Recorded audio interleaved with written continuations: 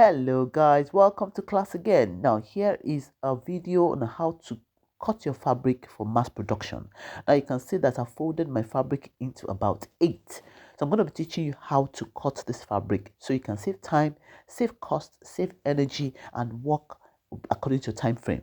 Now here is a template of 6 inches by 6 inches. Actually, I want to make my fabric, each of my fabric to be 3 inches by 3 inches, but I'm using the template of 6 inches by 6 inches, so I'm going to be using it all across the fabric using the tailor's chalk as shown, and I'm going to be holding it each of the squares down with a safety pin. This is much easier to do when you are cutting squares, okay? When you're cutting other shapes, it might not be really feasible, but when you're cutting squares, this is the best way to cut for mass production.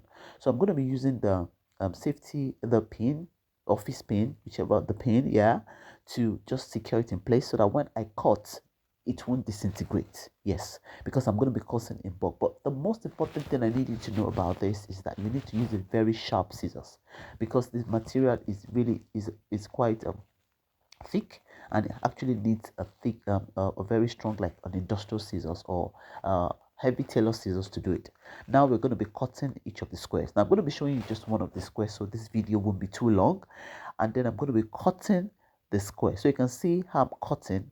Actually, this is has to be a sharp scissors, okay, a pair of scissors, okay. So I'm going to be cutting these two. So I've cut 2 squares. Can you see?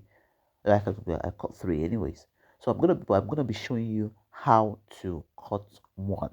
Okay, so here is the one square that we are cutting. Remember, we are going to 3 inches by 3 inches, but the template is 6 inches by 6 inches. So we're going to be cutting this 6 inches by 6 inches into 4.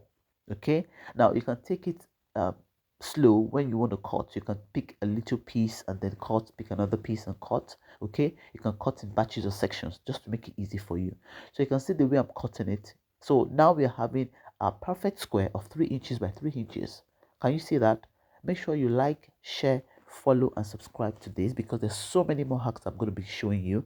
And here is the final product of my creations. Now how to make these round roses is live on my YouTube page, so go and watch it and learn.